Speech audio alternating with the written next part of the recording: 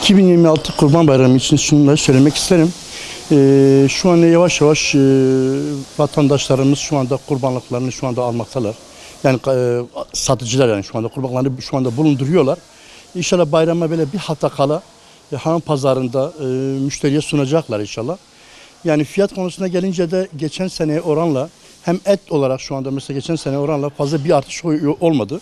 Yani ciddi bir artış olmadı. %20-25 civarında bir artış oldu. Bu da yani bir fazla bir artış değil. Kurbanlıklara gelince de gene kurbanlıklar da geçen sene oranla gene ciddi bir madde bir yükseliş yok.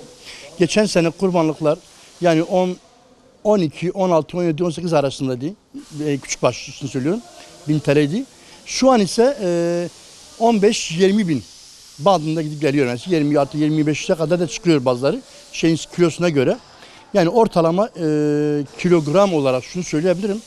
Küçük baş ortalama kilosu 800 TL'ye tekabül ediyor. Hemen hemen. Yani artık 25 kilo atan bir hayvan örnek diyorum. 25 kilo atan bir hayvan ortalama 20 civarında hemen hemen olabiliyor. Büyük başlara gelince de büyük başlar genelde ortalama onu da söylüyorum. Kilosu ortalama 700-750 TL'ye tekabül ediyor şu anda. Yani orada da ciddi bir artış yok hani. Dediğim şekilde bayrama şu anda yani bir bayram yoğunluğu yok. Ama yani küçük başlarda için söylüyorum. Büyük başlarda yani tek tük millet çiftliklerde hayvanı seçebiliyor, ayırtabiliyor.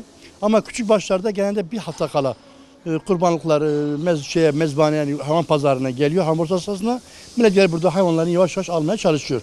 Yani inşallah bu sene dediğim şekilde bu sene bir bereket var hakikaten. Yağmurların yağmasıyla beraber, meraların yemyeşil olmasıyla hesabıyla bu sene bir bereket var. Hayvan çoğunluğu var çok şükür. Yani bir sıkıntı olacağını zannetmiyorum.